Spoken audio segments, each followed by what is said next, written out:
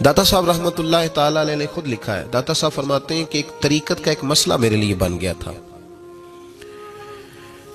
روحانی سفر انسان کر رہا ہوتا ہے نا، جب بڑے اچھے اس کے اوراد و وظائف چل رہے ہوتے ہیں، عبادات چل رہی ہوتی ہیں، تہجد میں بوجھ نہیں ہوتا اس کے لیے اٹھنا، تلاوت قرآن پاک صحیح کر رہا ہوتا ہے، اگر مراقبے پہ بیٹھا ہے تو صحیح بیٹھا ہوتا ہے، اس کے اسباق صحیح چل رہے ہوتے ہیں، کئی دفعہ رکاوٹ آ جاتی ہے، اس کی کوئی نہ کوئی وجہ ہوتی ہے، یا تو کہیں غلطی ہو جاتی ہے، یا انسان کوئی ایسی بھول کر بیٹھتا ہے جس کے نتیجے میں بریک لگ جاتی ہے۔ داتا گنج بخش علی حجویری رحمت اللہ تعالیٰ علیہ ارشاد فرماتے ہیں کہ میرا طریقت کا کوئی مسئلہ بن گیا، روحانی سفر جو میں طے کر رہا تھا۔ آج کل تو خیر سارے لوگ طے کر کے بیٹھے ہوئے نا، ہم سارے سفر، ہم تو مسافر ہے ہی نہیں، ہم نے تو مکمل کر لیا سفر۔ ہم تو گفتگو کرتے ہیں تو ایسے لگتا ہے کہ جیسے طریقت کے اماموں میں ہمارا نام لکھا جائے گا، بالکل ہم کوئی ماحول ہی نہیں ایسا کہ کوئی سیکھے، کوئی پوچھے، کوئی سوال کرے، کوئی آگے بڑھنے کی کوشش کرے، مزاج نہیں رہا ہمارا۔ داتا صاحب کہتے ہیں میں ایک روحانی مسئلے میں الجھ گیا تھا، تو میں نے بڑے اوراد کیے، وظائف پڑھے، بڑا میں نے اللہ اللہ کی، بڑا کچھ کیا، جو ممکن تھا میں نے کیا، کئی مزارات پر حاضری بھی دی، صدقات و خیرات بھی کیے، لیکن وہ میرا مسئلہ حل نہیں ہوتا تھا۔ وہ ایسا مسئلہ تھا جو الجھ گیا، مجھ سے حل نہیں ہو رہا تھا۔ آپ فرماتے ہیں میں چلتے چلتے ایک مسجد میں گیا تو وہاں کچھ درویش بیٹھے تھے، درویش، اور وہ عجیب مجذوب صفت لوگ تھے، ایک گروہ ان کا پورا بیٹھا ہوا تھا۔ فرماتے ہیں انہوں نے میری طرف دیکھا تو میرا مذاق اڑانا شروع کر دیا، پھر انہوں نے خربوزے کھانے شروع کیے، وہ خربوزہ کھاتے تھے اور چھلکے مجھے مارتے تھے۔ آپ فرماتے ہیں وہ چھلکے مار کے پھر ہنستے تھے، پھبتیاں کستے تھے، میرا مذاق اڑاتے تھے۔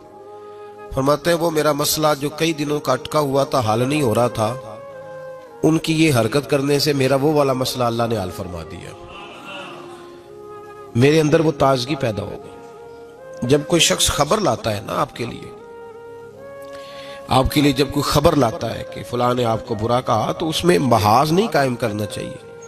ایک ہم لوگ محاذ بنا لیتے ہیں، جو موقع ہماری عین اصلاح کا ہوتا ہے، جس میں ہمارے لیے بڑے اسباق ہوتے ہیں، ہماری بہتری بہت زیادہ اس کے اندر مضمر ہوتی ہے، ہم اس کو سمجھتے ہی نہیں۔ یہ جو دین کے لیے تانا ہوتا ہے نا، جے کر یہ تانے نصیب ہو جائیں ہمیں، اگر ہمارے مقدر میں آ جائیں یہ تانے، تو یہ بڑا فائدہ کریں گے، یہ نفع کریں گے۔ بہت سارے تانے ہم برداشت کرتے ہیں، لوگ بہت ساری برادریوں کو اچھا نہیں سمجھتے، ہم سہتے ہیں، کبھی کو برادری چھوڑ کے نکلا تو نہیں۔ بہت سارے لوگ بہت ساری چیزوں کو اچھا نہیں سمجھتے، لیکن ہم نے احتجاج تو نہیں کیا۔ مذہب کے معاملے میں ذرا سا ہلکا سا کو تانا دیتا ہے۔ میں نے کہا کہ آپ دیکھیں نا داتا صاحب نے کتنی خدمت کی، تو کیا سارے لوگ اچھا کہتے ہیں داتا صاحب کے مزار کو؟ آج بھی اتنی لمبی زبانیں نکال کے لوگ کہتے نہیں وہ شرک کا اڈا ہے، معاذ اللہ۔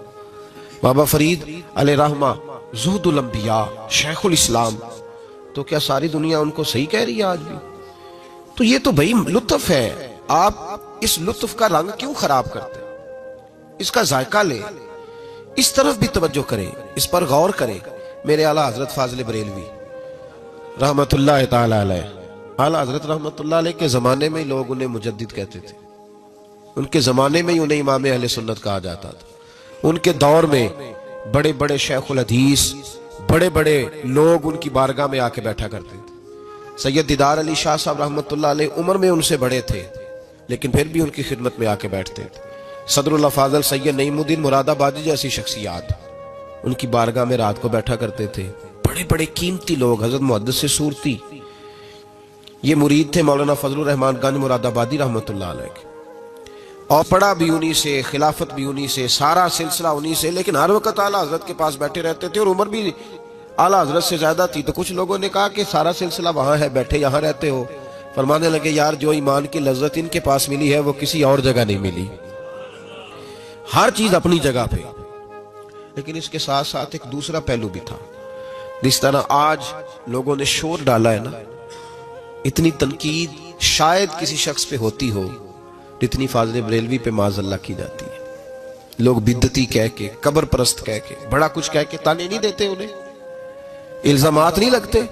تو یہ آج نہیں شروع ہوئے، یہ اس زمانے میں بھی یہ سلسلہ جاری تھا۔ حضرت मौलाना ज़फ़रुद्दीन साहब बिहारी रहमतुल्लाह ताला अलैह बहुत बड़े आलिम थे, बुखारी की शरह फरमाई और आला हज़रत के खुलफा में से थे, बड़े काबिल आदमी थे, बहुत बड़े आलिम थे। तो प्यार भी बड़ा था। जिससे मोहब्बत होती है उसकी गैरत भी इंसान के दिल में होनी चाहिए। तो खुतूत पढ़ने की और जवाब देने की ड्यूटी भी हजरत मौलाना ज़फ़रुद्दीन बिहारी रहमतुल्लाह अलैह की थी। तशरीफ फरमा थे, बैठे हुए थे, तो खत आते थे। अब हमारे यहाँ टेलीफोन आते हैं, काम आसान हो गया है। पुराने ज़माने में खतूत आया करते थे और खतूत के जवाब लिखना एक बहुत बड़ा काम होता था। बाकायदा मशाइख के पास कुछ लोग ऐसे मौजूद होते थे जो सिर्फ खतूत के जवाब देते थे, और अगर कोई फतवे का मामला होता था तो वो फाजिल बरेलवी अलैहि रहमा खुद लिखा करते थे। तो खत कुछ आए, मौलाना ज़फ़रुद्दीन बिहारी रहमतुल्लाह अलैह पढ़ने लगे, सुनाने लगे, जवाब आला हज़रत फरमाने लगे, वो लिखने लगे। तो उन खतूत के अंदर 2-3 खतूत ऐसे भी आए जिसमें लोगों ने आला हज़रत को गालियां लिखी हुई थी। माशाअल्लाह, बड़े सख्त जुमले कहे थे और ऐसी बातें कही थी कि जो वो पढ़ते गए तो उन्हें जलाल आता गया। बड़े मुरीदीन आला हज़रत के हाजी लाल खान जैसे बड़े रईस आज़म लोग तशरीफ फरमा थे। जब ये खतूत पढ़े गए, जलाल आया सब मुरीदीन को, और जोश में मौलाना ज़फ़रुद्दीन बिहारी कहने लगे, मैं इन पर मुकदमा करूंगा, मैं कचहरी जाऊंगा, अदालत जाऊंगा, मैं मुकदमा करूंगा, इन्हें सजाएं दिलवाऊंगा। आला हज़रत रहमतुल्लाह अलैह मुस्कुरा के उनका चेहरा देखने लगे, फरमाने लगे, इस तरह कर, इनको बंद कर और ये मेरे से चाबी ले, फलां अलमारी खोल, उसके फलां दराज में कुछ खत पड़े हैं वो भी निकाल के ला। आप कहते मैं गया, वो खतूत में निकाल करके लाया और लाकर मैं पढ़ा, उनको खोला तो किसी ने आला हज़रत को इमाम अहले सुन्नत लिखा हुआ था, किसी ने लिखा था मुजद्दिद है आप, किसी ने लिखा था कि हिंदुस्तान के हसन बिन साबित भी आप ही हैं रदी अल्लाह, किसी ने कोई लक़ब दिया, किसी ने कोई। आला हज़रत फरमाने लगे, ज़फ़रुद्दीन इस तरह कर यार, इन्होंने मेरी तारीफें की है, पहले इन्हें जायदादें बांटना, तो फिर तनकीद करने वाले पे मुकदमा भी कर लेना, इन्हें पहले जायदादें बांटना, इनके लिए इनाम का ऐलान कर। और फिर बड़ा खूबसूरत और कीमती जुमला जो सूफिया की रूहानी तरबियत के लिए बड़ा कीमती है, बड़ा खूबसूरत जुमला कहा। आप फरमाने लगे, मुझे बताओ तो सही, मेरा इनके साथ जाती झगड़ा क्या है? ये जो मुझे गालियां देते हैं, मेरा झगड़ा क्या है इनके साथ? कोई जमीन का मेरा इनके साथ लेन देन का मामला? क्या झगड़ा है? झगड़ा ये है कि ये कहते हैं जैसा इल्म नबी पाक को है वैसा जानवरों पागलों सबको है, तो मैं इन्हें कहता हूं तुम कुफर बकते हो। ये कहते हैं लाठी तो फायदा देती है, मोहम्मद और अली तो इतना फायदा भी नहीं देते, तो मैं इन्हें कहता हूं तुम कुफर बकते हो। ये कहते हैं अल्लाह झूठ बोल सकता है माज़ अल्लाह, तो मैं कहता हूं तुम कुफर बकते हो। ये कहते हैं हुजूर के बाद भी कोई नबी आए तो खत्म नबूवत में फर्क नहीं पड़ता, तो मैं कहता हूं तुम कुफर बकते हो।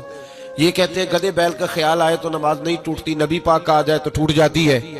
तो फरमाया मैं इन्हें कहता हूं मेरा इनके साथ झगड़ा क्या है? ये बस झगड़ा है। फरमाया चल ज़फ़रुद्दीन, इन्हें मुझे गालियां निकालने दे, जब तक मुझे गालियां लिखते रहेंगे मेरे नबी की तौहीन में तो कोई जुमला नहीं ना लिखेंगे, लिखने दे मुझे गालियां। जेकर यार दे नाम दा मिले मेड़ा, चोली पा ले ये पुंजे सुटिए ना, तो ये कर यार दे नाम दी मिले सूली, झूठा झूठ ले ये पिछा हटी। हमारे बुजुर्गों ने हमें सिखाया है मलामत नफे की चीज है। जब आप हक बात कहते हैं तो बहुत सारे लोग ऐसे होते हैं जिनको वो बात अच्छी नहीं लगती, अपनी तबीयत के अंदर ये ताजगी पैदा करें। दर्स ये है आज का कि ये ताजगी अपनी तबीयत में पैदा करें और बड़ी जल्दी परेशान होकर बिखर जाना, बल्कि कुछ साथी बिखरते कुछ बिखरते बिल्कुल बिखर जाते, आप बिखरे नहीं। अगर कोई शख्स 2 मिनट के लिए क्या ही देता है कि पता है मुझे तू पहले क्या था, आज तूने वहां जाके दाढ़ी रख ली है, तो इससे आपकी दाढ़ी का सवाब बढ़ जाएगा, कम नहीं होगा। इससे आपका अजर इससे बढ़ेगा, आपको फायदा ज्यादा होगा। जितनी नेकी दिक्कत के साथ होती है उतना अल्लाह अजर ज्यादा अता फरमाता है। तो आप बड़ी जल्दी परेशान ना हुआ करें, बड़ी जल्दी आप जो है वो इस तरफ तवज्जो ना किया करें कि ये मुझे फलां आदमी ये कह रहा है तो अब क्या बनेगा, किस तरह करके ये सिलसिला चलेगा।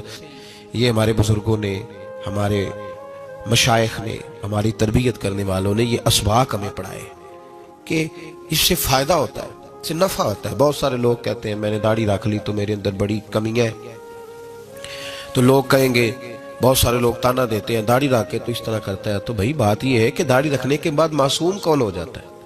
یہ کس نے فتویٰ دیا ہے کہ جو رکھ لے وہ معصوم ہے، اب اس سے غلطی نہیں ہوگی؟ تو گناہ چھوڑنے کی کوشش کرنی چاہیے۔